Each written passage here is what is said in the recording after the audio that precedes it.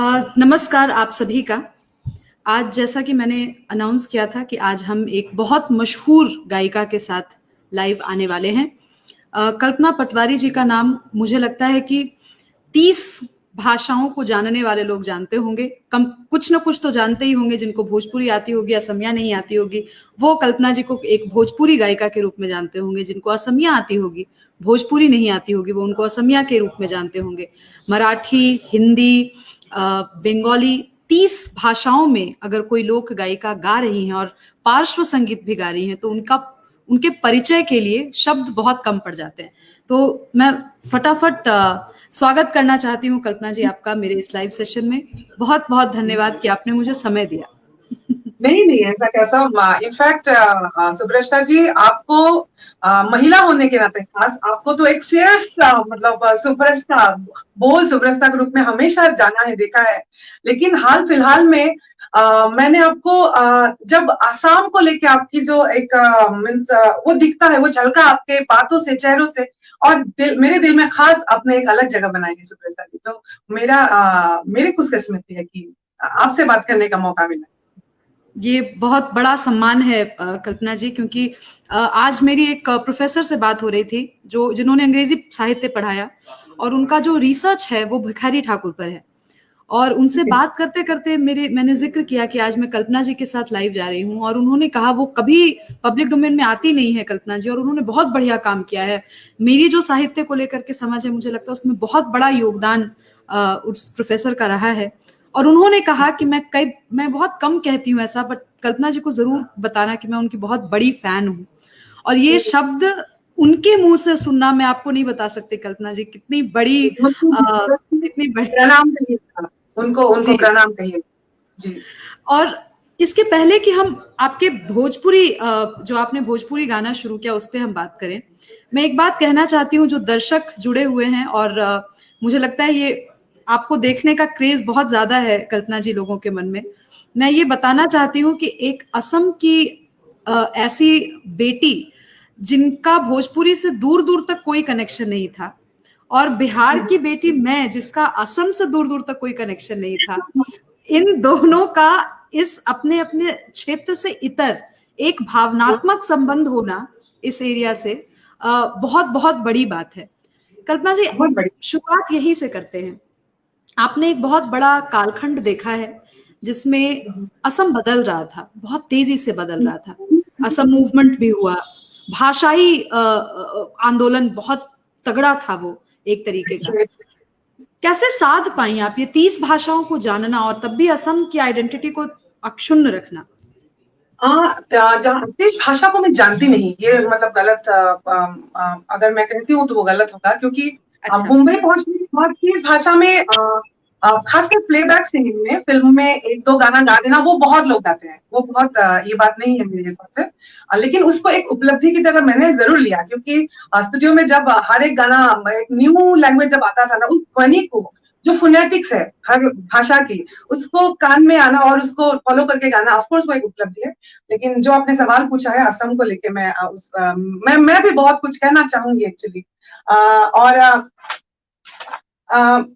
मैं एक्चुअली बहुत कुछ आज ये करके भी आई हूँ कि क्या बोलूं क्या नहीं बोलूं, मन में बहुत सारी भावना है। आसाम में जैसे प्रकृति की गोद में आज से करीब वही 35 ईयर्स बैक, आप लोग क्या बोलते हैं उसको, हम लोग असम में हेवाली फूल बोलते हैं। हेवाली फूल को शायद आप लोग, व्हाइट कलर का फूल होता है, बहुत खुशबूदार फूल होता है, हरसिंगार शायद, हरसिंगार का फूल। तो वो हमारे आंगन में था, और उसकी मतलब वो खुशबू लेके सुबह उठना, जो एक वो अनुभूति एक देता है। उसके साथ साथ ऑपोजिटली ये भी था कि गणेशगुरी में आज बॉम्ब ब्लास्ट हुआ है। गणेशगुरी जिस इलाके हैंगराबाड़ी से आके, आई डोंट नो आप कितना जानते हो, आप तो बहुत साल यहाँ पे वहीं पे रही, मैं एक साल वहीं रही। गणेशगुरी के आसपास हिंगराबाड़ी। हैंगराबाड़ी में हमारे भारतीय जनता पार्टी की जो मेन ऑफिस होता है, तो उसी इलाके मेरा घर है। और गणेशगुरी तक पहुंचते पहुंचते, जैसे सुबह के 9 बजे से 11 बजे के समय, और शाम को 5-6 बजे, ये समय जैसे हम सभी लोग अवॉइड करते थे। जैसे उस जगह से एक अभी ब्रिज है, ओवर ब्रिज है, तब नहीं था, उस एरिया को क्रॉस करके आना कि वो बॉम्ब ब्लास्ट की जैसे हॉटस्पॉट है, बहुत ज्यादा उधर हुआ। और हमारा कंप्लीट स्कूल लाइफ ना उस इनसिक्योरिटी में गया, जो आंदोलन, बॉम्ब ब्लास्ट हो जाए, बस में जाना आना, मतलब इनसिक्योरिटी की एक भावना। ये भी याद है कि एकदम बचपन में इलेक्ट्रिसिटी नहीं था, और जो आईने का जो लैंप होता है उसको मेरी माता जी उसको बालू से घस के उसको साफ करना, और फिर अचानक इलेक्ट्रिसिटी आना, और उस शाम को ऐसा लगा कि इतना मेरी जिंदगी मतलब इतना लाइट कैसे आ गया। वो जो मैं आई डोंट नो मैं आपको समझा पा रही हूँ कि नहीं। और साथ साथ ये भी था कि 1983 की जब आंदोलन शुरू होती है, मेरे पिता ने बहुत ज्यादा असम सचिवालय में वो नौकरी करते थे, और उन लोगों ने भी हिस्सा लिया, मेरे पिता ने हिस्सा लिया। एक तो उस समय उन्होंने ये डिसीजन लिया, मैं अंग्रेजी मीडियम में पढ़ती थी, और उनके आंदोलन में मतलब जो एक जातीयतावाद की जो भावधारा है वो इतना स्ट्रांगली आया था कि अचानक किसी ने बोला कि आप अपनी बेटी को असमिया मीडियम में पढ़ाना चाहिए, तो वो भाव में मतलब मुझे एसएमएस मीडियम में लाया गया अचानक। फिर ब्लैकआउट होना हमारे लिए के बहुत मतलब एक्साइटमेंट था वो सब, लेकिन पीछे कुछ और ही चल रहा था। ब्लैकआउट हो जाना, 1 घंटा के लिए आज सब लोगों को इलेक्ट्रिसिटी बंद करना है, फिर थाल बजाना कि उससे मतलब विद्रोह का एक क्रांतिकारी एक पूरा समावेश था, वो सब देखा है।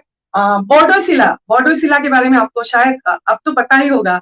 अप्रैल समय में, बिहू के समय, जब तूफान एक आता है, और हर साल आता है वो, और सब कुछ उड़ा लेके जाता है। भूपेन हजारिका जी ने खासकर बहुत गाना बॉर्डोसिला में लिखा उन्होंने। उस समय क्या होता था, माँ को ये डर था कि छत उड़ ना जाए, कुछ ऐसा हो नहीं जाए अनहोनी, और वो क्या करते थे, जो बिस्तर है, लकड़ी की जो बिस्तर होता है, उसके नीचे हम लोगों को, जब बॉर्डोसिला आते थे उसको नीचे हम लोग को मतलब सुला देते थे। तो वो हमको बचाना चाहिए, लेकिन हमारे लिए वो भी एक रोमांचित एक अनुभव रहा। और कितने बार बोलूं, पत्थर फेंकते थे हमारे घर पे जब इलेक्ट्रिसिटी चली जाती थी, तो आस पड़ोस के जो पैट्रियर्कल सोसाइटी है, मैं घर की बड़ी बेटी हूँ, हम 4 बहनें, और तब ये समझ में नहीं आता था कि हमारे घर में पत्थर फेंकना, और मेरे पिताजी फ्रस्ट्रेटेड होके गुस्से से निकल आना, और तब मैं नहीं समझ पाती, बाद में समझी कि हमारे घर में एक्चुअली बेटा नहीं है, तो उसी से किसी ने पत्थर फेंक के मजा ले लिया, समझ रहे हैं ना। और मैंने वो आक्रोश देखा मेरे पिता के चेहरे पे, बहुत टाइम लगा, बाद में समझी।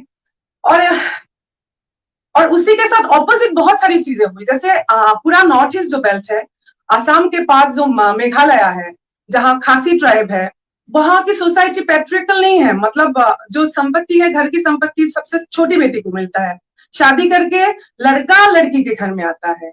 तो ये भी था, तो कुल मिला के बहुत सारे ऑपोजिट भावधारा साथ में लेके बड़े होना, और इन सब बहुत सारे मुद्दों के बीच मतलब भूपेन हजारिका के जी के गीतों में पूरा असमिया जाति जो है वो जैसे सुकून ढूंढते थे, सॉल्यूशंस ढूंढना। मतलब म्यूजिकल स्कूल में मुझे लगता है भूपेन हजारिका जी के एक बहुत ज्यादा मेरे ऊपर भी प्रभाव है, तो और बहुत सारी बातें हैं। जी, आपकी आवाज नहीं आ रही है। आपके संगीत के सफर की शुरुआत कैसे हुई कल्पना जी? पिताजी के साथ ही हुई है एक्चुअली। मेरे पिता खुद ऑल इंडिया रेडियो गुवाहाटी से वो गाते थे, लोक गायक रहे हैं वो, विपिन पटवारी, वो है अभी भी। और कामरूपी लोक गायन, ग्वालपोरिया लोक गायन, धुबुरी इलाके की जो भाषा है वो आसाम बंगाल मिक्स एक कोलोक्वियल एक साउंड आता है, डायलेक्ट थोड़ा अलग है। तो मेरे पिता ने मुझे मैं 4 साल की थी पहली बार जब मैं मंच पे आई, और उनके साथ एज ए चाइल्ड आर्टिस्ट में गाने लगी। तो शुरुआत तो ग्वालपोरिया कामरूपी लोक गायन से ही हुआ। पिता ही मेरे पहले गुरु है, बाद में ऑफ कोर्स जैसे भूपेन हजारिका जी है वो, या फिर इंडियन क्लासिकल म्यूजिक का शिक्षा देना मेरे पिता ने जरूरी समझा, वो खुद नहीं सीख पाए। तो श्री दीपेन रॉय, श्री विवेकानंदा शर्मा जी, नौरेन दास, शिखा दत्ता, ये तमाम गुरुओं के आशीर्वाद में मैं सीखी इंडियन क्लासिकल म्यूजिक। तो कल्पना जी, ये जो आपके साथ अब जो एक छवि है कि आपने 30 भाषाओं में गाया, ये जर्नी कैसे शुरू हुई? क्योंकि बहुत मुश्किल था एक असम की लड़की का बाहर निकल कर के इतनी सारी भाषाओं में संगीत का विस्तार करना, ये बहुत अनोखी बात है। आज भी संभव नहीं हो पाता कईयों के साथ। तो कैसे किया आपने ये? ऐसा कुछ जैसे अब मैं कैसे समझाऊं आपको, मतलब अपने आप को मैंने कभी रोका नहीं एक्चुअली। जैसे बचपन में भी ना, वो तब रेडियो हुआ करता था, टेलीविजन में नहीं था एकदम। ये मैं और लेकिन तब एक अच्छा था, मैं समझती हूँ, वो सब मैं शेयर करना चाहूंगी। रेडियो के आई थिंक रेडियो में सुनने की वजह से क्या हुआ, क्योंकि सामने विजुअल्स नहीं था, तो एक बच्चे का जो कल्पना शक्ति है थ्रू रेडियो, आई थिंक हर बच्चा अगर रेडियो आज भी अगर एजुकेशन ये में मुझे लगता है बहुत जरूरी है, उनकी कल्पना शक्ति हर एक का कहानी अलग होगा। रेडियो में नाटक सुनना, गाना सुनना। और मैं तब अचानक जैसे केबल टीवी आया, फिर मराया कैरे को बहुत ज्यादा सुनना, विटनी ह्यूस्टन, मराया कैरे को मैं बहुत ज्यादा सुनी हूँ, और वो कम्प्लीटली पाश्चात्य शैली है। मीन्स तो कभी मैंने जजमेंट ये नहीं रखा कि ये है, ये करना है, नहीं करना है, वो गाना है, नहीं गाना, ऐसा नहीं रखा। और जब मैं मुंबई पहुंची, तो मुंबई में तो आपके ऊपर है कि आपका कभी और स्ट्रगल था, घर का रेंट देना जरूरी था, बहुत सारी बात थी मुंबई पहुंचते ही। और क्योंकि घर में कोई भैया नहीं था, दादा नहीं था, तो मुंबई तक पहुंचना भी एक बहुत एक लंबा स्टोरी है। मतलब कलकत्ता पहुंचना ठीक था, मुंबई तक एक हमारे ध्यान में ये भी था कि जो दाऊद इब्राहिम एंड ऑल, वो छवि था मुंबई की। तो पहुंचते पहुंचते राजस्थानी गाई मैं पहले, राजस्थानी गाने के बाद फिर इंग्लिश गाई। फर्स्ट तो मैंने एरिथी के लिए मैं गाना गाई, और उसके बाद अचानक फिर टी सीरीज में पहुंची, भोजपुरी गाई। तो कैसे मुमकिन हुआ, इसका जवाब मेरे पास नहीं है एक्चुअली। अब ये समझने लगी हूँ कि अब संभव नहीं है कि एक जीवन में बहुत कम समय होता है, और हर भाषा के अंदर जाके उसको इन डेप्थ स्टडी करना आई थिंक संभव नहीं है। तो अब मैं भोजपुरी भी नहीं बोलूंगी। इनफैक्ट अब मैं जो सोच रही हूँ कि पूर्वी भोजपुरी की जो पूर्वी है, छपरैया पूर्वी है, इन सब फोक के ऊपर नेशनली बात बहुत कम हुआ है। भोजपुरी मतलब पूर्वी फोक गायन में वो बात है, वो शास्त्रीय जो लेके आना बहुत इम्पोर्टेंट है। भिखारी ठाकुर जी की मैं बात करूंगी म्यूजिकली। कल्पना जी, आपकी आवाज नहीं आ रही है। फोन आ रहा है, मैं फोन में हूँ एक्चुअली। जी, अभी ठीक है। अभी ठीक है जी जी। तो ये जवाब एग्जैक्टली आई डोंट, मुझे पता नहीं मतलब कैसे देना चाहिए, लेकिन जो आया मैं गाई एक्चुअली। जी जी, और ये बहुत ये जो बात आपने कही है, ये बहुत इंस्पायरिंग भी है, और बहुत सरल सी बात है जो आपने बहुत बहुत छोटे शब्द में आपने कह दिया। आवाज नहीं आ रही है। अभी ठीक है? नहीं, ये टेक्नोलॉजी के साथ समस्या रहती है। अभी ठीक है कल्पना जी? ठीक नहीं है शायद। मुझे वापस ये फोन आया इसलिए हुआ होगा ना, वापस जाना शायद। और एक बार मैं एक बार बिल्कुल 1 मिनट।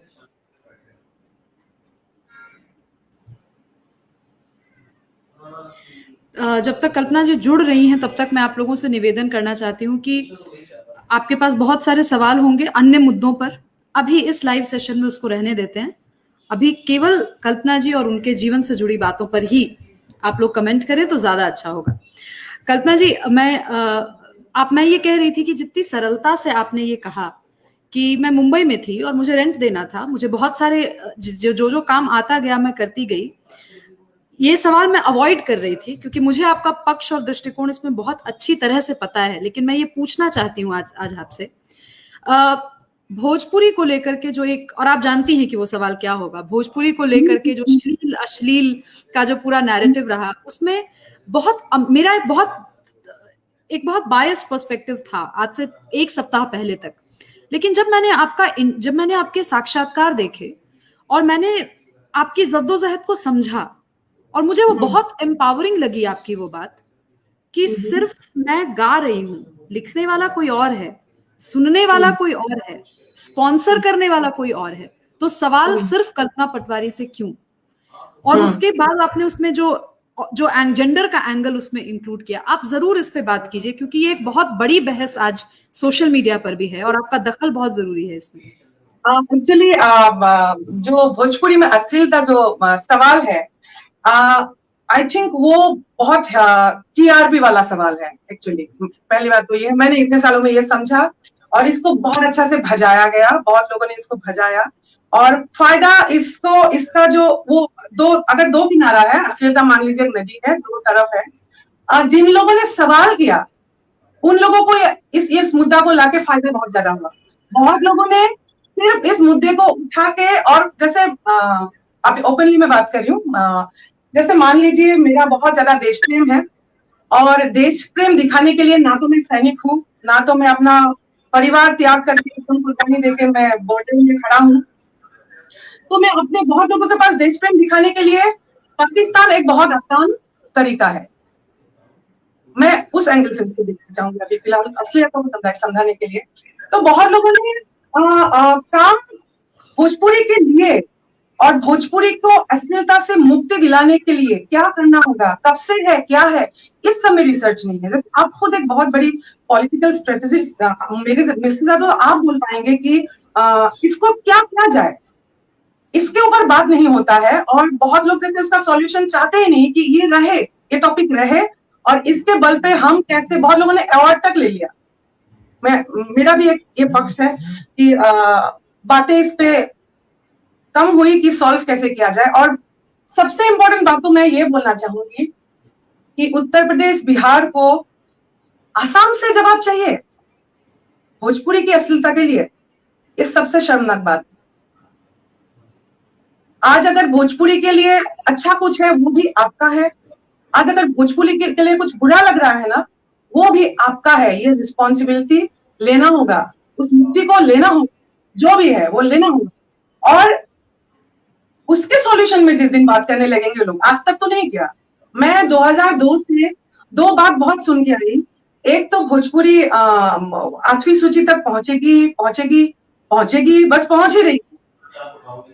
उत्तर प्रदेश, बिहार से इतने ज्यादा लोग, इतने ज्यादा माननीय लोग, मंत्रिमंडल हो चाहे सांसद हो, पार्लियामेंट में है, कितने सालों से है, और फिर भी भोजपुरी आज भी तरस रही है बोली से भाषा बनने के लिए, वो तब्दीली पाने के लिए। ये सवाल है। और तो मैं नहीं समझती हूँ कि कल्पना में अगर कुछ दिखा है, वो आईना है। जो आपको अच्छा लगेगा वो भी दिखाई देगा भोजपुरी का, जो अच्छा नहीं लगेगा वो भी दिखाई देगा। तो इससे अगर कुछ करेक्शन चाहिए तो एकदम जाना है, समाज में जाना है, घर परिवार में जाना है, इतिहास में जाना है कि वो कहाँ से रानी और ये रानी वो रानी जो शादी विवाह में बुलाए जाते थे, वो कल्चर क्यों है। और अब तो आप आसाम को बहुत अच्छा से जानती है। आप लोगों ने मतलब नासिक बॉर्डर तक आप लोग पहुंचे और बहुत रूट्स तक पहुंचे। तो आसाम में म्यूजिकल एटमॉस्फेयर क्या है, वो आज सुब्रता जी को कम से कम मुझे बोलने की शायद जरूरत नहीं है, उसने देखा है, समझा है। तो ये कनेक्शन जो डबल मीनिंग सॉन्ग्स है, ये कनेक्शन है, वो कम से कम आसाम से तो नहीं गया है, इतना मैं बोल सकती हूँ। और अपने आप से सवाल जरूर कीजिए कि बाकी 29 भाषा में वो मुझे क्यों नहीं मिला जो आपकी भाषा में मिला। और जब मैं समझने लगी तो ऑफकोर्स मैं ये एक्सेप्ट करती हूँ, जब मैं समझने लगी तब मैंने अपना, जैसे आपके भी इंटरव्यू मैंने देखा है कि आपको एक समय आप बहुत कंफ्यूज थे। आप जो स्कूल में पढ़ी है वहां की विचारधारा और घर में दादी नानी की विचारधारा में आप एक अंदर ही अंदर संघर्ष चलता रहा, आपका भी, मेरा भी चला। वो मैंने भी अपने आप से सवाल किया। कभी ये आया कि मेरे पिता ने कहा कि जहां तक भोजपुरी फिल्मों की सवाल है, क्योंकि मैं एक लोक गायिका, एक हूँ पार्श्व गायिका। पार्श्व गायिका में वो बिजनेस मीन करता है, उस इंडस्ट्री से मेरा शुरुआत हुआ एक्चुअली। लोक गायिका और भिखारी तक पहुंचते 10 साल लग गए मुझे समझते।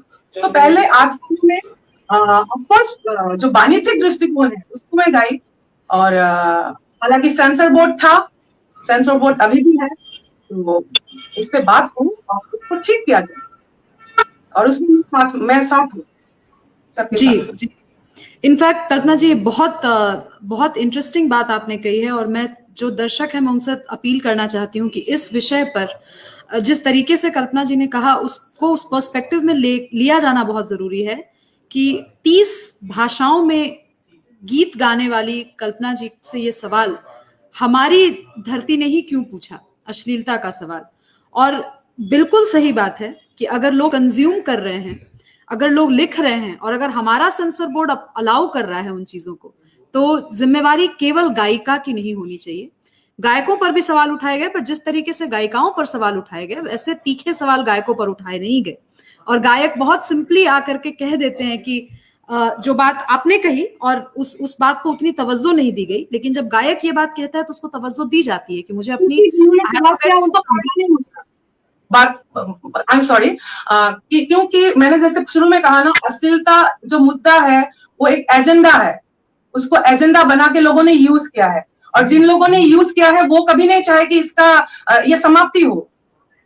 बात समझ रहे हैं? और कल्पना में भी टीआरपी है और अश्लीलता में टीआरपी है, बाकी लोगों से आप बात क्यों करेंगे? आपको वो फायदा नहीं मिलने वाला है।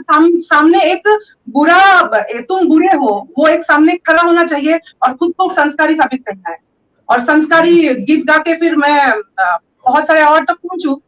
मतलब जो लक्ष्य है ये है, ये भी राजनीति है, ये भी सांस्कृतिक राजनीति है, सांस्कृतिक टेररिज्म है इनफैक्ट जी। तो मैं तो ऐसे देखती हूँ। ये बहुत बड़ी बात आपने कही कि ये भी एक तरीके का सांस्कृतिक पॉलिटिक्स है एक तरीके की। कल्पना जी, इससे बाहर निकलते हैं इस मुद्दे से, क्योंकि इस मुद्दे पे मुझे लगता है जितनी स्पष्टता से आपने बोला है, बहुत कम लोगों ने उतनी स्पष्टता से बोला है, और बिल्कुल चर्चा इस पे होनी चाहिए। कल्पना जी, आपके जो छठ के गीत हैं, जिसमें एक सांस्कृतिक समरसता की एक बात सामने आई, जिसमें एक मुस्लिम महिला छठ कर रही होती है और आपकी आवाज है उस गीत में, ये बिहार की सच्चाई है। कई मुस्लिम फैमिलीज छठ व्रत को उतनी ही श्रद्धा से मनाती है, उतने ही नियम कानून के साथ मनाया जाता है जैसा किसी भी आम हिंदू घरों में होता है। ये सच्चाई आप तक कैसे पहुंची? असम में बैठी हुई इस लड़की को सच्चाई के बारे में कैसे पता चला? और छठ के गीतों के साथ आपका जो एक भावनात्मक रुझान है वो क्यों है? क्योंकि वो भाषा में झलकता है, वो आपके चेहरे के भाव से झलकता है। जो मैं अभी कह रही 7 years 8 years मैं उन राइटर्स की किसी और की सोच को गाई, और करीब 2008-9 से अपने आप से सवाल करने लगी। जैसे भिखारी ठाकुर जी तक पहुंचना, इनफैक्ट भूपेंद्र हजारिका जी को ढूंढ के बिहार की भूमि में मैं भिखारी ठाकुर जी तक पहुंचती हूँ। तो अब पहले के जो 8 years में मैं छठ में गाई, बहुत हजारों गीत गाई, तो वो किसी और का लिखा हुआ या लाया हुआ गीत है। और अब मेरा जो माउथ पीस है musical, that is music box जो चैनल है, उसको लाना इसलिए हमने जरूरी समझा क्योंकि मैं क्या सोच रही हूँ, मैं क्या देख रही हूँ, वो बोलने का एक जो वो लोगों से कैसे शेयर करूं, वो मौका मुझे फिल्मों में नहीं मिल रहा था।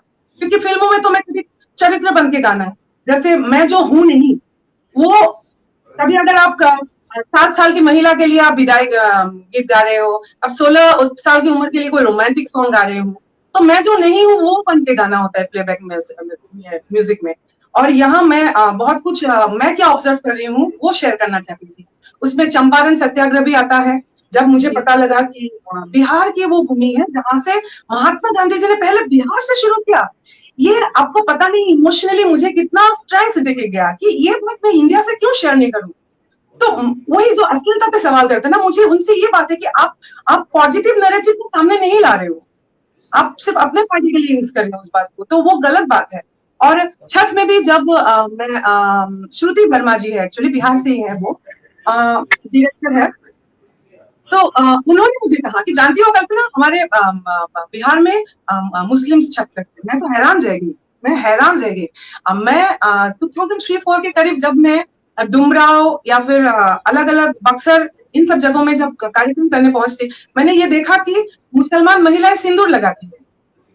मैं तब भी हैरान हुई थी क्योंकि आसाम में वो नहीं देखा मैंने, तो लेकिन वो तब रह गया बात। लेकिन इस बार जब मुझे पता लगा कि आस्था के परिवर्तन, ये तो आस्था के परिवर्तन है, तो मुझे लगा कि इस विषय को भारतवर्ष के सामने लाएंगे। और मुझे लगता है कि it's branding about Bihar and Bihari music. I think positivity को लाना पड़ेगा, तो इस ऐसे श्रुति के जरिए मुझे पता लगा। कल्पना जी, आज जन्माष्टमी का पर्व भी है और असम से कोई अनन्य उदाहरण है असम कृष्ण भक्ति का, वैष्णव परंपरा का। अगर आप 2 लाइन कुछ भी गुनगुनाना चाहें तो बहुत बहुत खुशी होगी। इनफैक्ट मैं पहले बोलूं, असम में आज जन्माष्टमी नहीं है, तो है और नहीं है में कल्पना भोजपुरी और असम या बिहार और असम में है, ठीक है। असम में जन्माष्टमी इसी महीने में होगा हालांकि, लेकिन फिलहाल आज नहीं है, लेकिन भारतवर्ष में है। और मैं पहले हमारे ब्रजावली भाषा में महापुरुष श्रीमंत शंकरदेव माधव जी ने जो भक्ति आंदोलन की यहाँ पे पहल की है, बौर गीत कहते हैं। मैं पहले बौर गीत 2 लाइन गाना चाहूंगी। 1 मिनट।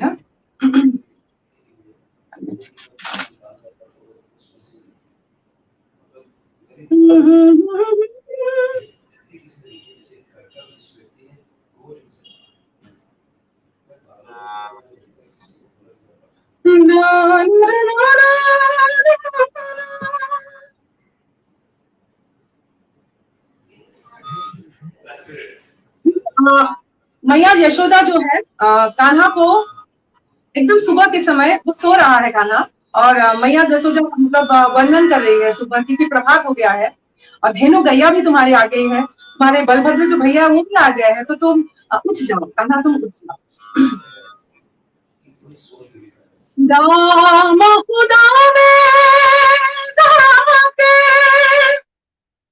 तेरी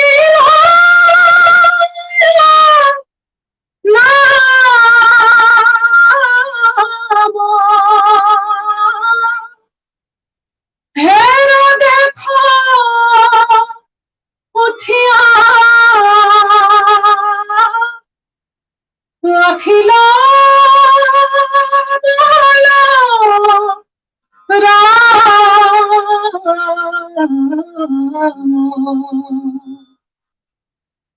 নন্দ গেল বাথানে গোল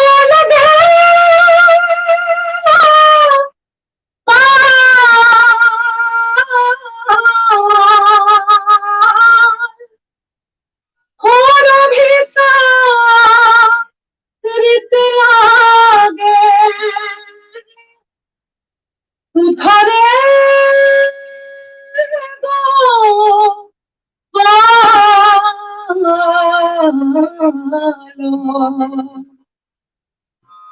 तेजा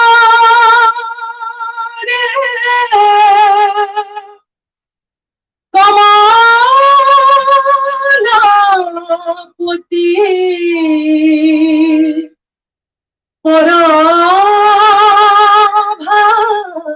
भाते नींदा तेरी संद मुख देखो उठारे बीदा तेरी संद मुख देखो उठारे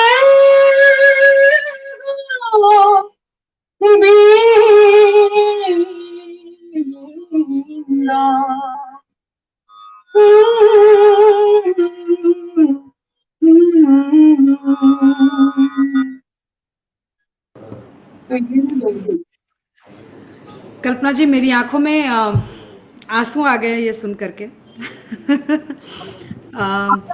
कोई तो कनेक्शन है सुब्रता जी, और मैं समझती हूँ उस दिन भी मैंने देखा दूसरा इंटरव्यू में, ये संभव नहीं है कि अंदर ये जैसे भोजपुरी के लिए मेरा लगाव है ना, भिखारी ठाकुर जी के प्रोजेक्ट करते वक्त जब वो ढोलक के ठेके बज रहे थे ना, तो मिक्सिंग करते तक मैं और जैसे श्री राम जी की अगर मैं बात करूं, मैं भोले बाबा की, जैसे हम लोग नाथ संप्रदाय से है, मेरे पिता नाथ संप्रदाय को बिलोंग करते, योगी है, और श्री राम जी को लेके मैं बहुत स्वगुण रूप में बहुत ज्यादा ये नहीं थी, लेकिन जब भिखारी ठाकुर जी के जरिए, उनके गीतों के जरिए मैं श्री राम से मिली ना, मिक्सिंग करते वक्त मेरे भी आंसू निकले। तो ये कुछ तो है जो आप लॉजिकली उसको डिफाइन नहीं कर सकते। आपके साथ भी ऐसा बिल्कुल बिल्कुल। वो जब समुद्रदा ने जब पूरी बात की कि कैसे असम स्वतंत्रता आंदोलन में किस तरीके से असम का योगदान रहा, और जिन्होंने अंतिम बात जो की कि जैसे बैटल ऑफ जिस तरीके से जलियांवाला कांड हुआ था, उसी तरह से असम में भी एक घटना हुई थी, और मैं रोक नहीं पाई अपने आप को कि बात सही है कि हम सब तो एक नैरेटिव तो पढ़ते हैं, लेकिन भारत के देश का ही एक दूसरा हिस्सा, उसके बारे में बहुत घटाटोप है, कुछ मालूम ही नहीं है किसी को। तो ये सांस्कृतिक परिप्रेक्ष्य में मैं इसको देखती हूँ। जब कभी कभी होता है ना, बनारस में हूँ मैं, घाट के गंगा किनारे हूँ और कोई आयोजन है और भारतीय लोकगीत और भारतीय लोक संस्कृति के बारे में बात होती रहती है, तब सिर्फ उत्तर प्रदेश और राजस्थान ही क्यों आता है? दक्षिण भारत भी छूट जाता है कई बार, और नॉर्थ ईस्ट को तो छोड़ दीजिए। तो आई थिंक भारत को जानने, अपने देश को जानने के लिए मुझे लगता है हम अभी भी जानते नहीं है। वो यात्रा अभी भी एक्चुअली शुरू हुआ है मुझे लगता है, और बहुत ज्यादा इसमें उत्सुक हूँ। मैं पॉलिटिकल बात तो नहीं करती, लेकिन उसी के आधार से ही मैं भी भारतीय जनता पार्टी में आई हूँ कि सांस्कृतिक विरासत जो है, सांस्कृतिक जो परिचय है, वो कितना बहुत पैशनेटली ये पार्टी महसूस करती है। जी जी। और मुझे लगता है कि आपकी जो पॉलिटिक्स भी है, राजनीति ज्वाइन करने के बाद भी आपने अभी तक जितनी भी बातें कही हैं उसमें कहीं ना कहीं संस्कृति का पक्ष बहुत बहुत दृढ़ता से उभरता है। और आपकी जो छवि है, मुझे लगता है वो बहुत, अगर पार्टी यूटिलाइज कर पाए आपके टैलेंट को और आपके आपके विजन को, तो मुझे लगता है ये काफी दूर की बात आप कर रही हैं, और इस बात को समझना और इस पे आगे काम करना बहुत जरूरी है। कल्पना जी, मैं एक सवाल आपके पर्सनल जीवन से पूछना चाहती हूँ, क्योंकि ये भी बहुत जरूरी पक्ष है। जिस तरीके से आपका विवाह हुआ, आपने एक मुस्लिम फैमिली में आपकी शादी हुई, और उसके बाद आपका एक संघर्ष हमेशा अपने परिवार वालों से भी बना रहा उस रिश्ते के एक्सेप्टेंस के लिए, और अब आप भारतीय जनता पार्टी में हैं, उस पार्टी में है जहां पे सीए को लेकर अभी बहुत बड़ा विवाद जो हुआ था वो असम से ही उठा था वो विवाद। तो किस तरीके से आप इस सब सारी चीजों को साध पाती हैं, और आपका इसमें क्या मत है एक असमिया होने के नाते? यहाँ पे बांग्लादेश बहुत क्लियर कर देता है कि ये मुसलमान संप्रदाय की बात नहीं है। हमारे यहाँ जो खासकर आसाम में हिंदू मुसलमान जो एक अभी एक नकारात्मक एक भी चला है, और जो कि नहीं चलना चाहिए, और गलतफहमी है, ये एक बहुत बड़ी गलतफहमी है। देश पहले है, और मैं इस बात को भी सपोर्ट करती हूँ और घर में भी कहती हूँ, और कि जैसे मैं अरबी में भी या नबी सलाम अलैका, या फिर जिक्र और जारी जो है हमारे हमारे इधर, जिक्र जो इस्लामिक डिवोशनल गीत है, मंच पे मैं भी गाती हूँ। और लेकिन मैं बहुत स्ट्रांगली ये आज जरूर महसूस करती हूँ कि भारतवर्ष में जो मुसलमान संप्रदाय है, आसाम में जो मुसलमान संप्रदाय है, उनको असमिया होना जरूरी है कल्चरली। इंडियन मुस्लिम्स को भारतीय होना जरूरी है। यहीं पे एक्चुअली कल्चर को बहुत अहमियत नहीं दी जाती है। आप ध्यान दीजिएगा, न्यूज़पेपर में भी कल्चर की जो न्यूज होंगे वो बहुत पीछे होती है। शुरू में फ्रंट पेज पे तो आने का सवाल ही नहीं होता है, लेकिन पूरे देश के पीछे जो बैकबोन है वो एक्चुअली कल्चर ही है। और बस इस सिंपल सी बात है कि अरबीकरण नहीं करना है, मतलब अरबी कल्चर को भारतवर्ष में नहीं चाहिए। इस्लाम जरूर चाहिए, वो एक विचारधारा है, और एक अलग अलग अलग राह है। क्रिश्चियनिटी हो, अलग अलग राह है, अलग अलग समय में अलग अलग पैगंबर आए, मान्यता अलग है। लेकिन क्योंकि ये बहुत कॉम्प्लेक्स है, तो जैसे होता है ना जॉइंट फैमिली में पांचों अगर भाई है, सबका अलग अलग विचारधारा, अलग अलग बहुएं आएंगी, वो भी अलग अलग कैरी करके लाएंगे अलग अलग फैमिली की विचारधारा, फिर भी एक साथ कैसे रहना है। तो वो एक्चुअली वो बहुत सिंपल बात है, लेकिन वही मैं समझती हूँ, इंडियन होके रहना, भारतीय संस्कृति को अपनाना। कल्पना जी, आपने अभी जिक्र के बारे में बात की, और मैं आपका एक गीत सुन रही थी जो आपने गाया है। अगर आप, और असम जो भूमि रही है वो शंकर अजान दोनों की परंपरा की भूमि रही है। ना तो असम से अजान फकीर को अलग किया जा सकता है, ना श्रीमंत शंकर देव को अलग किया जा सकता है। कुछ अजान फकीर से प्रेरित या उन्हीं का कुछ आप सुनाइए। जरूर, मैं जो मंच पे गाती हूँ, हालांकि शुरू में मैं उसको या नबी सलाम अलैका लेके साथ में गाती हूँ, मैं जरूर सिखाती हूँ।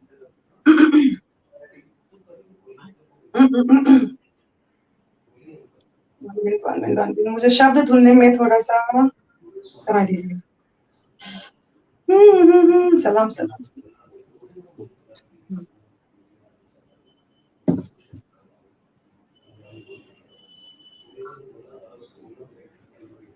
या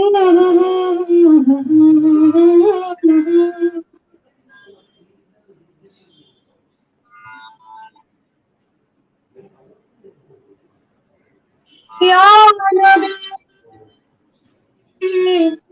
सलाम अलैका,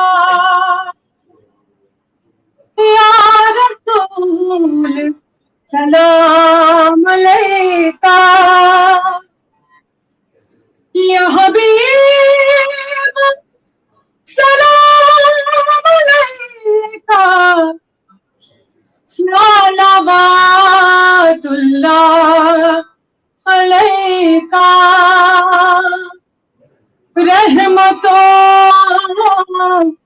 के ताज वाले, दो जहां के राज वाले, अर्श की मेरा ज़बाने, आसियों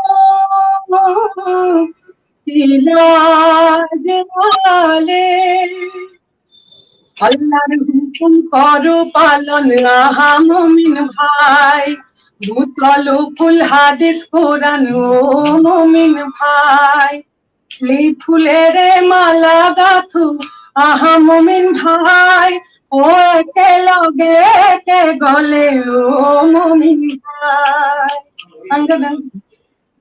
হে কোরআন হাদিস ফুল জোপা কোনে বারুরুলে, আরব মরুর প্রান্ততে খোদা ও রসুলে, যেনি তোমারা দেখ পাও তেনি খুশি যাও, ও আমি আল্লাহ তোমার বান্দা তোমার দয়া চাও, আল্লাহর হুকুম করো পালন ও মুমিন ভাই, ভূতল ফুল হাদিস কোরআন ও মুমিন ভাই। मैं पूरी तरह से समिया तो नहीं समझ सकती कल्पना जी, लेकिन जो भाव है इसका और जिस तरीके से मुझे ऐसा लगता है कि जो एक सगुन रूप में एक इमेजिनेशन की कोशिश, जो एक बहुत इंटरेस्टिंग रूप अजान फकीर ने देने की कोशिश की इस्लाम की, मैं आपकी इस बात से पूरी तरह इत्तेफाक रखती हूँ कि भारत में और खास करके असम में जो इस्लाम का स्वरूप है वो अरब संस्कृति का चूंकि नहीं है, इसीलिए उसको थोड़ा और गहराई से समझने की जरूरत है। और जो एक दो खांचों में हम बांट देते हैं हिंदू मुसलमान, और उसकी व्याख्या अरब देशों के कल्चरल सिंबल से हम करते हैं, उस पे जरूर काम किए जाने की जरूरत है। इसमें जो मुसलमान संप्रदाय से है उनकी भी गलती है, मैं ये भी बोलना चाहूंगी, क्योंकि मैंने जैसे कहा ना, भारतीयकरण होना, असमियाकरण होना सांस्कृतिक रूप से वो इम्पोर्टेंट है। इस देश में जब है बहुत सारी बात है, ये जो मंदिरों का उत्खात हुआ है, नालंदा विश्वविद्यालय, ये सब सच है, ये सच्चाई है। और अल्लाह हुकुम करो पालन, मतलब अल्लाह के हुकुम का चलो पालन करते हैं।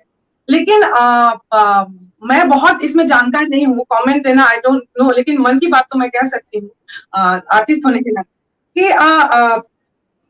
एक क्या दिक्कत है ना, मुझे लगता है कि जो निराकार परम ब्रह्म है अल्लाह, मतलब सगुन स्वरूप नहीं है और मूर्ति पूजन के खिलाफ है, और उस जगह पे भारतवर्ष में आके वो ऑपोजिट हो जाता है। तो वहां जो लिखा गया है मतलब कुरान शरीफ के बाद कि जो अल्लाह के अलावा दूसरे को पूजते वो काफिर है, ये जो फिलॉसफी है ना, वो संघात पैदा करेगा भारतवर्ष में आके।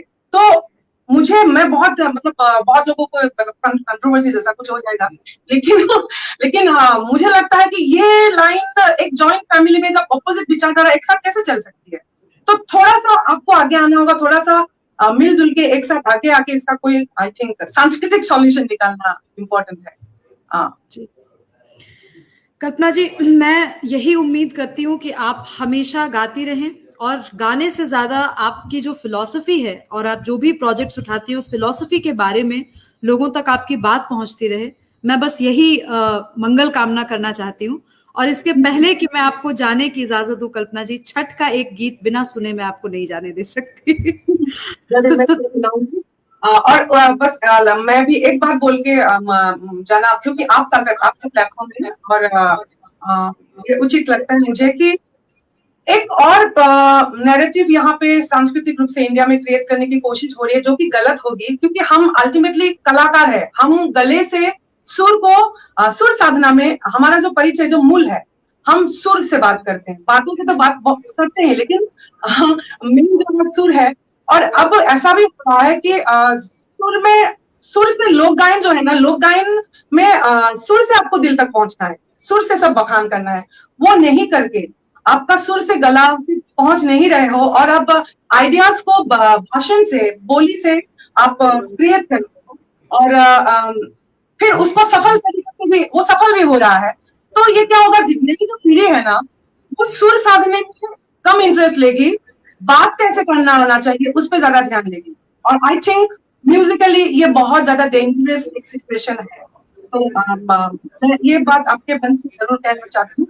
और एक बात कहना चाहूंगी, छठ गाने से पहले सिर्फ कजरी या जैसे कजरी गाना, सोहर गाना, जैसे आसाम में अब बाढ़ की समस्या भी है, उत्तर प्रदेश में कम है शायद, लेकिन बिहार में हर साल आता है। इस बार जब मैं कजरी को ये कर रही थी, उस समय सावन के समय, अभी भी बाढ़ है, तो मुझे ऐसा लगा कि उस बेटी के लिए, उस महिला के कजरी का क्या महत्व होगा, जो जिसका घर बाढ़ में बह गया सब कुछ। समझ रहे ना मैं क्या बोलना चाहती हूँ? तो कजरी की जो सच्चाई है वो पूरे भारतवर्ष की सच्चाई नहीं है, उसका अपोजिट बाढ़ है यहाँ पे। तो बाढ़ के बारे में कौन गाएगा? भूपेन हजारिका जी की, फिर भिखारी ठाकुर जी की जो बात है, वो जो विचारधारा है, जो समाज परिवर्तन के लिए जो बहुत कुछ लिखा गया। अभी मैं हाल फिलहाल में माइग्रेंट्स के ऊपर में गाई, मजदूर भैया। तो लोक गायन में अगर मजदूर भैया की बात मैं नहीं कह पाऊंगी, परिवर्तन की बात नहीं कर, फिर तो मैं सोहर और कजरी के पीछे ही हूँ, और फिर मैं आगे कैसे बढ़ूंगी? तो आई थिंक वो विचारधारा को कायम करना, वो ओनली वन नैरेटिव लोक संगीत का नहीं हो सकता कि सोहर और कजरी। तो मजदूर भैया की गीत को भी गाना है, भूपेन हजारिका की विचारधारा को भी गाना है, लेकिन मैं अभी फिलहाल छठ। कल्पना जी, एक बात मुझे भी कहने की इच्छा हो रही है इसमें। बहुत सारे लोगों को, जिनको वही जो पहली जो बहस थी, अश्लील वाली बहस, लोग ये भूल जाते हैं कि जो लोक का चरित्र है वो श्लोक का चरित्र नहीं होता। वहां सब कुछ अच्छा और सब कुछ ग्रीन नहीं होता है। वहां पे कुछ चीजें, जैसे आप शादी विवाह में जब जाते हैं, मीठी गालियां दी जाती हैं, मीठी गालियों के तर्ज पे कृष्ण जी को सुना करके, राम जी को सुना के गालियां दी जाती हैं। लेकिन यहाँ पे जो लोग कमेंट कर रहे हैं कि अश्लीलता वाली बात पे कमेंट करें, मैं उनको कहना चाहती हूँ कि क्या आप अपने परिवार के साथ, अपने उसी परिवार में जाकर के आप भोजन पे जब आप बैठते हैं और जब आप गंदी गालियां सुनाई जाती हैं, तब आप उठ के भोजन से उठ क्यों नहीं जाते? कि आप गाली गाइए ना, आप राम जी के नाम की गाली गाइए, कृष्ण जी के नाम की गाली गाइए। आज के परिप्रेक्ष्य में गंदी भाषा और गंदे शब्दों के साथ जो गाली गा करके खाना परोसा जाता है, आप भी तो नहीं उठते वहां पे। तो श्लील और अश्लील तो आप स्वयं, जैसा आपने कहा, शादी में जब बुलाया गया महिलाओं को नाचने के लिए और आपने वो अलाउ किया, उस तरीके के डांस को अलाउ किया आपने, तो फिर किस तरीके की बहस श्लील अश्लील की हम करना चाहते हैं? मुझे तो दिखाई नहीं दे रहा है, आई डोंट नो क्या लिख के आ रहा है, वो आपको दिखाई दे रहा है, लेकिन मैं उनसे जरूर बोलना चाहूंगी। पहली बात तो जो लोग बोल रहे हैं वो एक छोटा सा ग्रुप है, मैं ये विश्वास करती हूँ। वो मैंने जो कहा, जो एजेंडा वाले ग्रुप है वही लोग हैं। दूसरी बात, उनको दिक्कत तब होने लगी जब मैं भिखारी ठाकुर गाने लगी। बात को समझिए, भिखारी ठाकुर 2012 में रिलीज हुआ, 14 तक, 12 से तो 15, 16 तक तो किसी मीडिया ने इंपॉर्टेंस ही नहीं दिया। बिहार की भिखारी ठाकुर और मुझे लेके आना पड़ रहा है, ठीक है। और मीडिया में कहीं कोने में छोटा सा लिखता था, कल्पना जी का नया एल्बम आया भिखारी ठाकुर एक नया एल्बम नहीं है, वो आपके गद्यों के इतिहास का हिस्सा है। तो बिहार का ये दशा है, और अश्लील अश्लील के बारे में जरूर लड़के उसका सॉल्यूशन निकाले, क्योंकि अश्लील और अश्लीलता आपकी समस्या है, असम की समस्या भी नहीं है, कल्पना की भी समस्या नहीं। मैंने पहले एक लाइन में बहुत कुछ है, और इसको सॉल्यूशन के लिए जरूर आगे बढ़े, सब लोग बढ़े, और उसमें मैं हूँ, मैं खुद एक करने की कोशिश कर रही हूँ। जब मैं पहचानू, जैसे अब इतिहास मैं তেওঁলোকক कওঁ, अब अगर मैं उन लोगों से बात कर रही हूँ असमिया में, मैं তেওঁলোকক যদি এতিয়া কওঁ যে মোক অলপমান भूख লাগিছে, মোক খাব মন গৈছে, इस सवाल का जवाब देने बोलिए तो उनको, जो लोग लिख रहे हैं कुछ, मैंने जो असमिया में कहा वो जवाब देने बोलिए। जब मैं क्या भाषाविद हूँ कहीं की, मैं आसाम से गई हूँ, जो जिनको आसाम में तब हिंदी भी नहीं आता था मुझे, हर शब्द बोलने के बाद मैं मतलब ऐसे बात करती थी। तो सवाल ही नहीं है। हाँ, बाद में जब समझी मैं कि डबल मीनिंग क्या होता है, हमारे आसाम में पिचकारी का मतलब सिर्फ पिचकारी है। होली में बरपेटा में जाइए, डोल महोत्सव, जिस जिला से मैं आती हूँ, बरपेटा, कीर्तन घर में है, यहाँ पिचकारी का मतलब सिर्फ पिचकारी है। आपके उधर है? आपके उधर पिचकारी का मतलब बहुत सारा है। तो अपने संस्कृति को, इतिहास को भी जानिए। और सोहर और कजरी तो हमारे दादी नानी संवर के रखी है।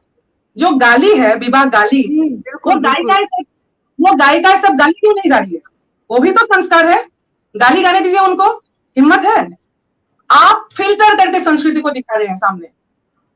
अपने आप को झांके। और मैंने बोला ना, ये मिरर है, क्योंकि मैं न्यूट्रल हूं, मुझे समझ में ही आया नहीं भाषा, तो मेरा जो ओरिजिनल बिहारी संस्कृति या पूर्वांचलीय संस्कृति है, मेरे जरिए आपको दिखा है, उसको फेस कीजिए, उसको फेस कीजिए। और आई एम सॉरी आपने बात निकाला। बिल्कुल नहीं, मैंने आपसे बात करने का एक लालच मेरा यही था कि मैं एक ऐसी महिला से बात करना चाहती थी जो बिना लाग लपेट के जो सही बात है वो बात रख सके। मैं इसमें एक चीज जोड़ना चाहती हूँ। जिस दिन भूमि पूजन हुआ उस दिन बहुत सारी भावनाएं मेरे मन में भी थी, और मैंने एक पोस्ट लिखा जिसमें सीता जी को लेकर के मैंने लिखा कि सीता जी की वापसी जब तक लोक नहीं करेगा, इसमें प्रधानमंत्री और न्यास और ट्रस्ट कुछ नहीं कर सकता। लोक ने सीता को बाहर निकाला, ऐसी मान्यता लोक में है। तो वही लोक जो कि राम के नाम का सोहर गाता है, उसी लोक ने सीता को गाली दी, जिनकी वजह से मान्यता है कि सीता जी बाहर चली गई। तो आप, जैसा आपने कहा, आप ठेकेदार मत बनिए ना संस्कृति के, आप फिल्टर मत होने दीजिए ना चीजों को। आपको पसंद नहीं आ रही है कोई चीज, तो आपकी नेक्स्ट जनरेशन को भी वो पसंद नहीं आएगी अगर आप वहीं पे रोक देंगे उसको। लेकिन अगर आप उसको छुप करके बंद कमरे में सुनेंगे, आप अपने प्लेलिस्ट में उसको 50 फोल्डर्स के नीचे छिपा कर रखेंगे, तो ये चीज कभी ना कभी ये गंदगी आएगी बाहर। और स्ट्रेटेजी बनाइए ना, आप लोग है, किस तरह से उसको फिल्टर करना है, सही करना है। जैसे पुराने हमारे, मैंने भी सुना है, हमारे जो आसाम की बिहू है, जब वन बिहू हुआ करता था, पहले बिहू मंच पे नहीं आया, समाज के बीच नहीं आया, वो हाबी जंगल मतलब में गाना गाया जाता था। और मैंने सुना वो बहुत ज्यादा मतलब सेक्सुअली बहुत ज्यादा ये था, मीन्स बहुत ओपननेस था उससे। और जब धीरे धीरे जैसे आर्यंस भी आए, साहित्य जो लोक शब्द है, लोक शब्द और जैसे लोक शब्द में उसको जोबना गाया गया, और साहित्य तक आते आते वो करेजुआ में बदल गया, ठुमरी में, दादरा में। तो करेक्शन इज इम्पोर्टेंट, और उसके लिए काम किया जाए। ये तो आप बैठ के आप किसी पे अटैक कर रहे हो, तो इसके पीछे क्या है? आप डरते हो। भिखारी ठाकुर, जब मैंने बोला ना, जब मैं भिखारी ठाकुर गाने लगी, उनको लगा बहुत लोगों को कि ये तो असम से है और भिखारी ठाकुर गा के इतिहास बनाएंगे, तो इसको कैसे पूछा जाए। लाओ मुद्दा अश्लीलता का। आपको 2017-18 में ख्याल आया अश्लीलता का, वो भी मेरे जरिए। 2004-5 में क्यों नहीं बोला ये सब?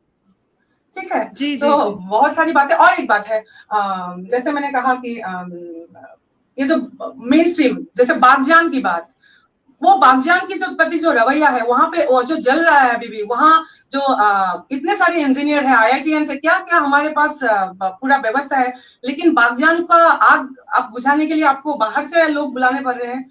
तो आई थिंक माइग्रेशन, जैसे अभी इलेक्शन आ रहा है, आई थिंक पलायन की बात अगर गोल ओरिएंटेड होके उसको नहीं सॉल्व किया जाएगा, तो फिर वो मैनिफेस्टो में रह जाएगा, वो कभी आएगा ही नहीं। और आपके सामने मैं ये सब क्या बात करूंगा, आप खुद इसमें मतलब प्रोफेशनली आप बहुत ज्यादा इसमें आसाम में प्रमाण करके गए हो आप लोग। तो मैं समझती हूँ अब भाषणबाजी नहीं, काम करने की जरूरत है। हाँ, टोटली एग्री विथ यू कल्पना जी।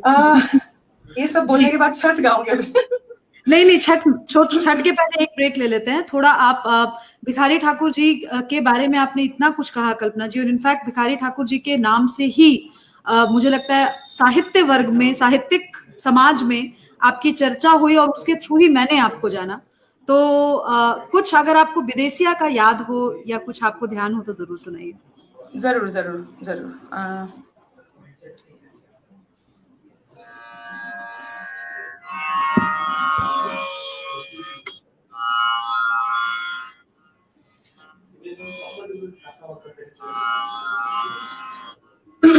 ये पूर्वी कंपोजिशन में है, बेटी बेचुआ नामक नाटक से। अच्छा।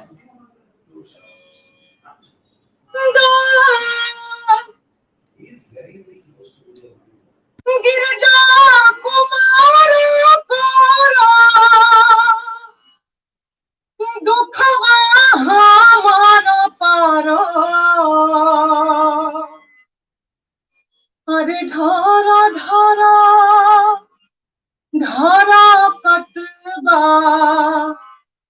लोर मोर हो बाबूजी, साफ काके आंगन गाली, छिपा लोटा जूठ माली, अरे बन के रहली माई के टहलनी हो बाबूजी,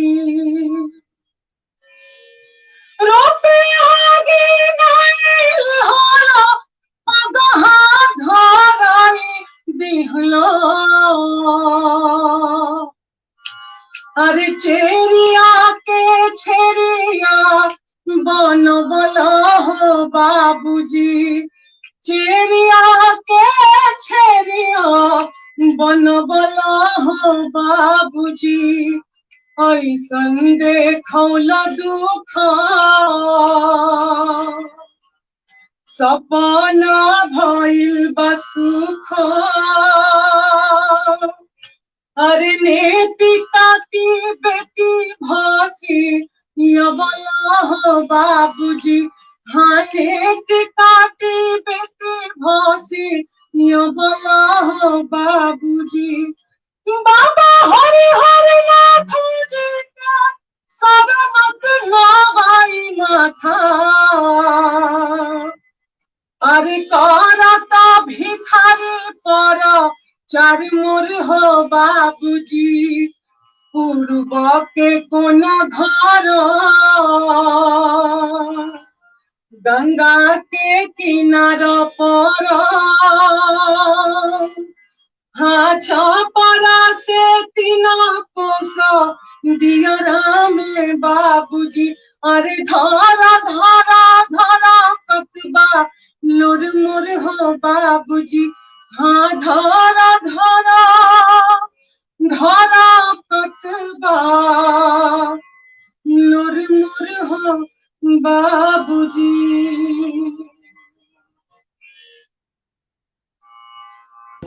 जितने लोग ये लाइव सेशन देख रहे हैं और अगर आपको भोजपुरी आती हो तो आप अभी जाइए और कुछ चीज़ें तो गूगल पे आपको आसानी से सिर्फ टाइप करने से मिल जाएंगी। विदेशिया जो नाटक है वो डाउनलोड कीजिए, वो पढ़िए। बेटी बेचवा के भी कई अंश आपको मिलेंगे, वो पढ़िए, क्योंकि भिखारी को पढ़ना अपने समाज को समग्रता से जानना है। और कल्पना जी, आपकी आवाज में भिखारी ठाकुर जी की रचनाओं को सुन करके लिटरली गूज़बम्प्स आते हैं। और मैं ये बहुत दावे से कह सकती हूँ कि मेरी शास्त्रीय संगीत का कोई नॉलेज नहीं है, मैं संगीतज्ञ नहीं हूँ, लेकिन मैं एक ऑडियंस होने के नाते मैं कह सकती हूँ कि जो भाव आपके सुरों से और आपके गले से भिखारी ठाकुर के निकलता है, वो मुझे नहीं लगता कि अभी जितने लोगों को मैंने सुना है, मैंने किसी के भी मुंह से वो भाव मैं फील नहीं कर पाती हूँ। तो इसके लिए आपको बहुत सुब्रता जी, पहले तो मैं सबको ये भी बोलना चाहूंगी, आपने उषा अनिरुद्ध को लेके जो आपने दादी से सुना था या आपकी नानी से सुना था, आपने गा के भेजा था, ऐसे मत बोलिए। आपके गले में मीन्स बोलने के लिए मैं नहीं बोल रही हूँ, वो जो एक होना चाहिए ना, एक लोक में बहुत पॉलिशनेस नहीं चाहिए, आत्मा चाहिए। इसलिए मैंने कहा कि अगर हम ये नई पीढ़ी को ये बोलने लगे, ये शिक्षा देने लगे कि आइडिया को बहुत अच्छा से बोल के बेचो और सुर को मत साधो, ये गलत राह पे चली जाएगी, लोग की अलग एक राह लेना शुरू हो जाएगा, यू नो। तो आपने जो गाया था, मैं चाहूंगी अगर संभव हो तो आप प्लीज असम के जो कनेक्शन है, उखा अनिरुद्ध जो तेजपुर से, बांध राजा की बेटी, और आपने गाया था, मुझे याद है। मैं चाहूंगी अगर संभव है तो प्लीज 2 लाइन गा दीजिए। बिल्कुल बिल्कुल। जो जिन लोगों को संदर्भ इस गीत का पता करना हो, जरूर बिहार की बेटी पेज है, वो जाइए। मैंने ये गीत पूरा एक्सप्लेनेशन के साथ डाला है, अब आप जरूर सुनिएगा उसको। लेकिन मैं यहाँ कल्पना जी के लिए 2 लाइन कोशिश करूंगी गुनगुनाने की। प्रथम ही बंदी विघ्नि विनाशन, गिरिजा जैसन जगदीश हे। उखा हरन हम गीति एक गायब, देह सुमति उपदेश हे। सूतल उखा हे सातो पुर धौरा हर, सपना एक सपनई ली है, सपना के रूपे पुरुख संग सूतल, जैसन नारायण रूप है। फिर आगे उषा बताती है कि किस तरीके से किसका रूप उन्होंने देखा, और उसके बाद आगे चलने के बाद जब उषा और अनिरुद्ध का विवाह हो जाता है तब पार्वती जी ढोल मंगाती हैं और किस तरीके से वो स्वागत करती हैं।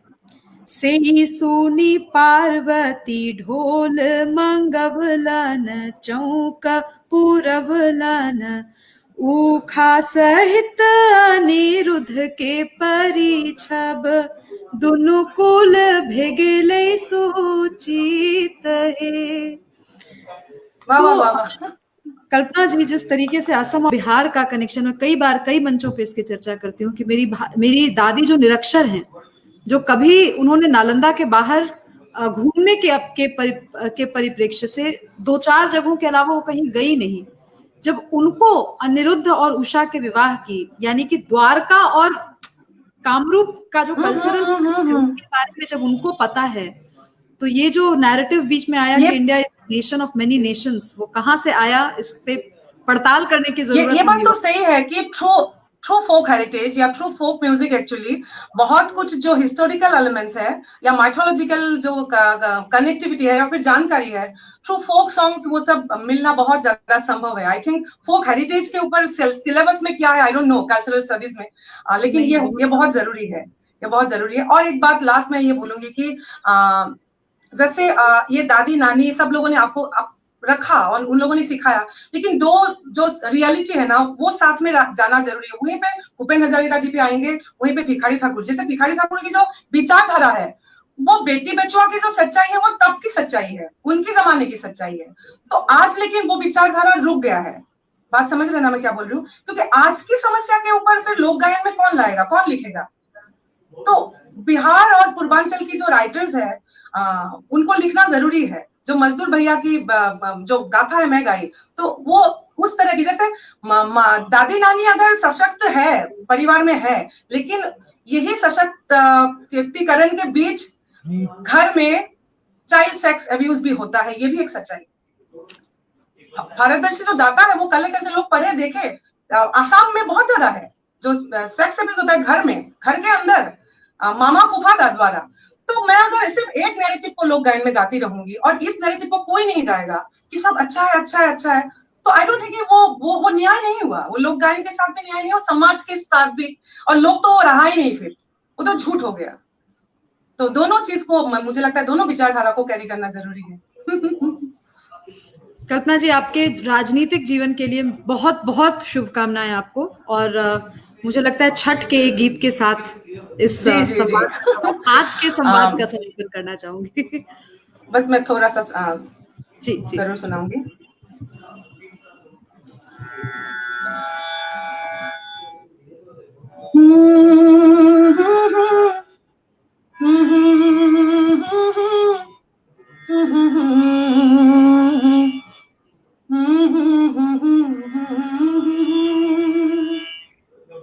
मुझे किरवाजे हरे लाखा बद से, मोह पर सुगा मेरे राय, मार बोरे सुगवा धनुख से, सुगा गिरे मुरझाए, पूजे सुगनी जे रोवेले वियोग से, आदित हुई ना सहाय, कि कल पेले भिजोला तिवैया, उगी है दीनानाथ, कल पेले भिजोला तिवैया, उगी है दीनानाथ, कटियों से कटे ना समैया उगे है दीनानाथ।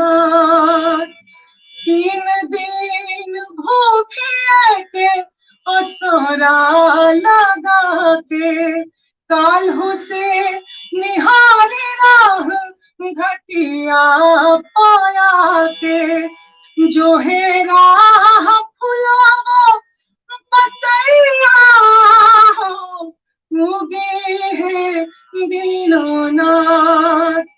कल पेले भिजाया तिवैया उगे है दीनानाथ।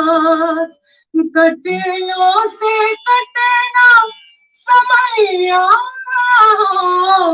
उगे है दीनानाथ। शुक्रिया, बहुत बहुत धन्यवाद सुभ्रष्टा जी, धन्यवाद। बहुत ज्यादा बहुत बहुत धन्यवाद। क्योंकि आपके, जैसे मैंने शुरू में कहा, मेरे लिए भी ये इंटरव्यूज तो होते रहते हैं, लेकिन सामने कौन है वो बहुत मायने रखता है। और आपके साथ बात करना, आपके जरिए कुछ बातों को मैं जैसे आज समझी अलग तरीके से, इस मौके को देने के लिए बहुत बहुत धन्यवाद।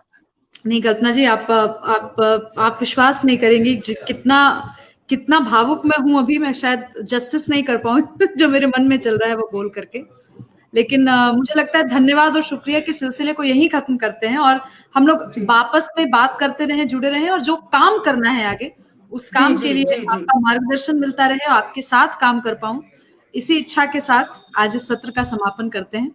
Same here from my side, एकदम काम करना है। और मैं चाहती हूँ कि, और उसी के वजह से मैं एक्चुअली आई डोंट नो मैं उस पे सही हूँ कि गलत हूँ, कि मुझे लगा कि पावर होना, सत्ता के साथ रहना, I think that cultural identity की जो एक लड़ाई है नई पीढ़ी के सामने ले जाना, वो शायद और मुझे राजनीति उसको शायद और मुझे एक दायरा बढ़ा के दे। और सिर्फ इस वजह से मैं राजनीति में मतलब फुल तरीके से कंप्लीटली मैं आना चाहती हूँ, यही एक इच्छा है। जी जी कल्पना जी, किसी और दिन आपके साथ राजनीतिक और सियासी गलियों में जिस तरीके की सियासत होती है और सियासत के साथ आप किस तरीके से संस्कृति को साध रही हैं, किसी और दिन सिर्फ इस विषय पर बैठ करके आपके साथ चर्चा करना चाहूंगी। उस दिन उल्टा होना चाहिए, उस दिन आप मेरी जगह होना चाहिए, मैं इस जगह होगी, क्योंकि वो मुझे समझना है आपसे, मैं क्या समझाऊंगी उसको, मैं तो मुझे तो करना है। मैं आप लोग दिग्गज हैं, और सिर्फ ये रहा कि हम लोगों के साथ सोशल मीडिया रहा, बस इतना ही फर्क था। आप लोगों के जमाने में सोशल मीडिया नहीं था। ये बात मैं मालिनी जी से भी कहती हूँ कि आप लोगों का जो स्ट्रगल रहा वो बिना सोशल मीडिया का स्ट्रगल रहा, इसीलिए जो कुछ भी आप लोगों ने किया वो एक बंद कमरे में, बंद साइलोज में वो सारे स्ट्रगल्स रहे जो देख नहीं पाए लोग। और हमारे साथ बहुत बड़ा लक फैक्टर रहा कि हम कुछ भी करते हैं तो वो लिखा जाने लगा, हम स्वयं लिखने लगे, ट्विटर था, फेसबुक था। बहुत बहुत धन्यवाद कल्पना जी। थैंक यू सो मच, बहुत बहुत धन्यवाद।